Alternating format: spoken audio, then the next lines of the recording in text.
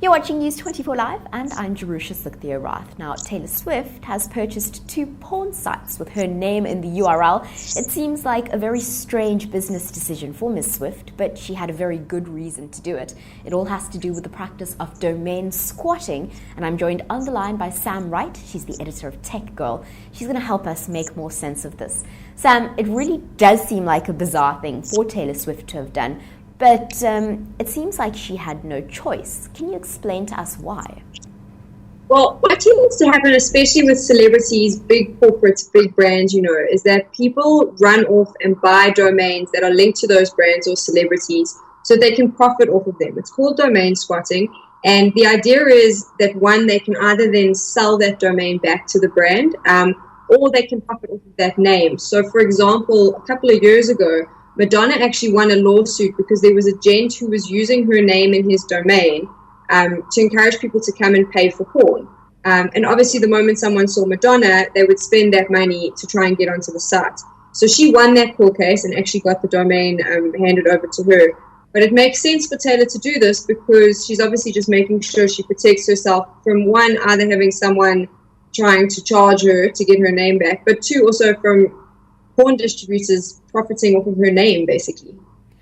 It's a really awful situation because what's happening is people are essentially being bullied into buying back their name. Is this practice legal? Are you allowed to domain squat? And is that even what you call it? So this is where it gets quite difficult from a law perspective because, say, for example, I obviously run a site called Tech Girl, and I have domains that are related to that. So maybe like gamergirl.co.za because we cover games.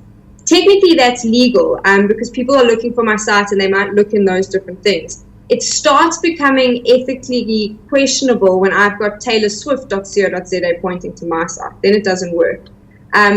So you can then, if that happens, you can sue someone and you can go to court and you can probably win. But the problem is the accuser has to provide the burden of proof. So it ends up becoming quite a costly and expensive thing.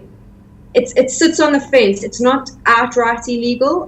In some cases, you can win in a court case, but it just ends up becoming a big money battle in court. And for smaller businesses who maybe have a brand that people are familiar with, it's going to cost them a small fortune to fight it. And I suppose for someone like Taylor Swift, it's just a time and money thing. It's far easier just to buy the domains as they get released, rather than having to fight someone later on to pull them down.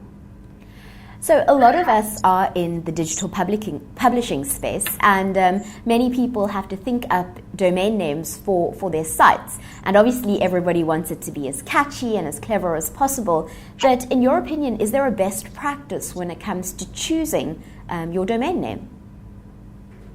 You know what? I've seen so many bloggers and small businesses start up and make silly mistakes, like spelling mistakes in the domain name. And then suddenly, 3 months down the line or a week after they've booked it, they've realized they've done it. So in terms of best practice, I think, one, make sure it's relevant to your offering and make sure that you keep it as simple as possible.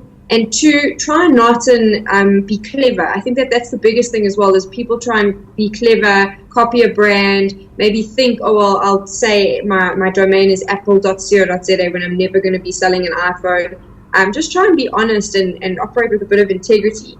Saying that, there's a lot of money to be made if you snap up domains that are popular as they get released, and then you proceed to sell them on. I know there was also a gent, which I thought was quite clever.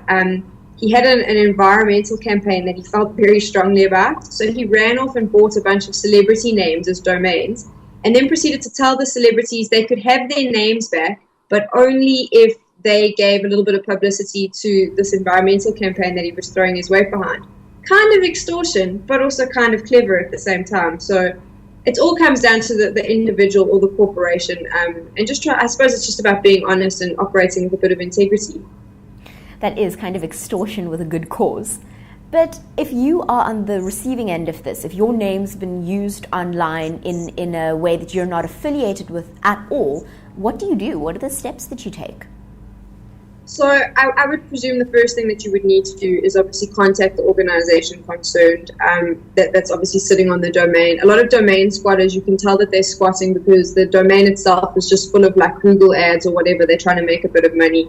The first thing is obviously to approach them and maybe send them an email and say, I would like this domain. Can we have a discussion? Sadly, the next step is then to get lawyers involved, and it's such an expensive exercise. But it normally, especially domain squatting, it normally only affects big brands, celebrities, but it does end up having to be a legal battle, which is a headache for anyone. Sam, before I let you go, won't you tell us a little bit more about Tech Girl? Where can we find you online, and what's Tech Girl about? So Tech Girl is a website specifically for the South African woman. We focus on all things tech, gadgets. We throw in a little bit of glamour, the occasional giggle. It's really just a fun place for women to interact, to engage, and find out a little bit more about technology. Tell you the best phones that you should be getting, which ones would pass a wine spillage test, which I think is very important. All the fun stuff. So we don't take ourselves too seriously, and you can find us at www.techgirl.co.za. That's Sam Wright. She's the editor of Tech Girl. Go check out their website and let us know in the comment section below what you think about domain squatting.